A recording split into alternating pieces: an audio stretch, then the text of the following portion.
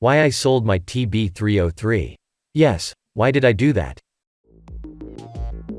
I had my 303 since 1995. I used it a lot in the 90s. I love its sound more than anything else. But, from about year 2000, I have to admit, that it spent most of its time, unused, stored in a box. However, it was the piece of vintage analog gear that I thought I would never sell.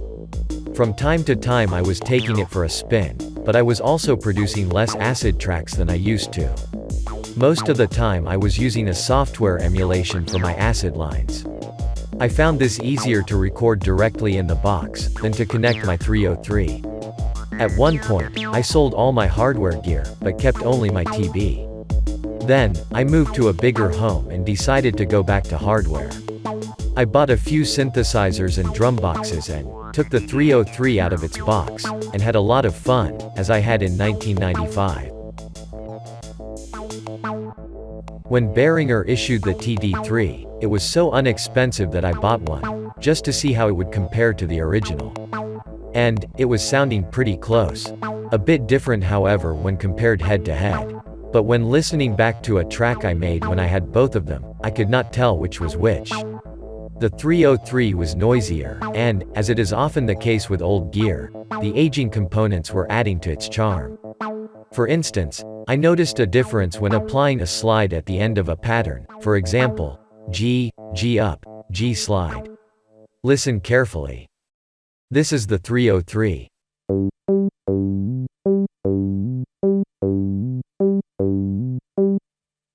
And this is the TD3.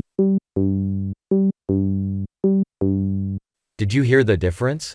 The 303 was getting out of tune. This is where my 303 was getting its mojo from. However, the TD3 capability to save and recall patterns through USB was a big plus. It felt also more solid, and its longer knobs are easier to use. Not long after I bought the TD3, my 303 started to have an issue with its accent. Maybe she became jealous? Listen to it.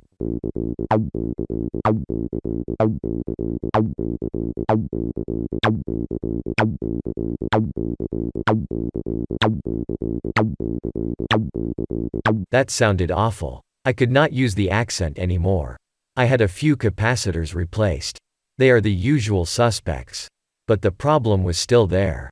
So, I sent it to repair. It ended up being the resonance potentiometer that was faulty. I took the opportunity to clean it up and replace all the capacitors, that are usually the most critical parts. Then, I get my 303 back, ready to roll for another 30 years of crazy acid. But, somehow its mojo was gone. It was very subtle, and, this is just when I played the slide pattern that I noticed where it was coming from. It was gone. It was no longer getting out of tune. My 303 was probably sounding closer than it used to in 1981 when she was brand new. Because it took some time to find the issue and to repair it, at some point, I thought it could not been repaired. Or too expensive. Or with a need of a part that was no longer available. I realized that unlike diamonds, electronic gear are not forever. I realized that one day, she would die. On the other side, the TD3, that was now sounding even closer to my repaired TB-303, was cheap and new. I could buy 3 of them and play like hardfloor. I could take it away in a live show and not being afraid of a drunk guy dropping its beer on it. So, because my goal was not to collect it, or to speculate, I decided to sell my beloved 303 for the price of 25 TD3s.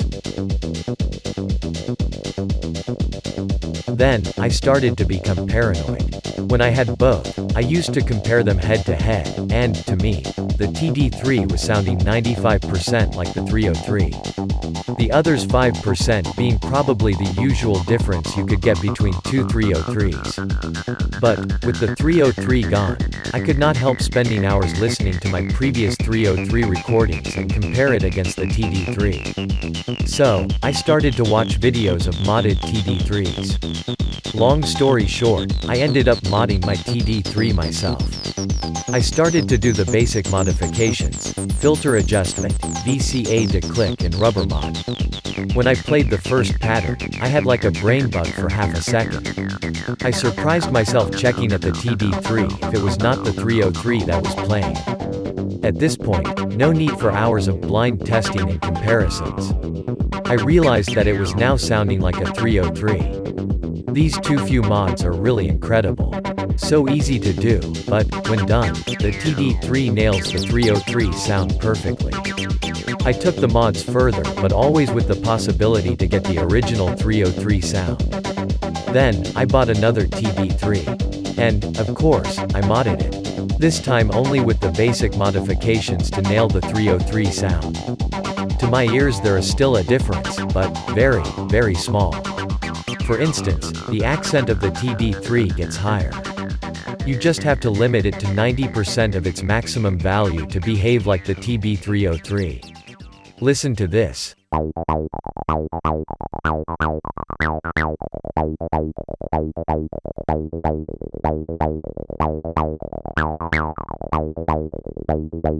Could you tell which one is the TB?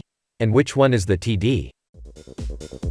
I understand you can get almost sentimental for a piece of gear, but, well, at the end of the day, this is just a piece of electronic. I hope this was useful. Enjoy making music.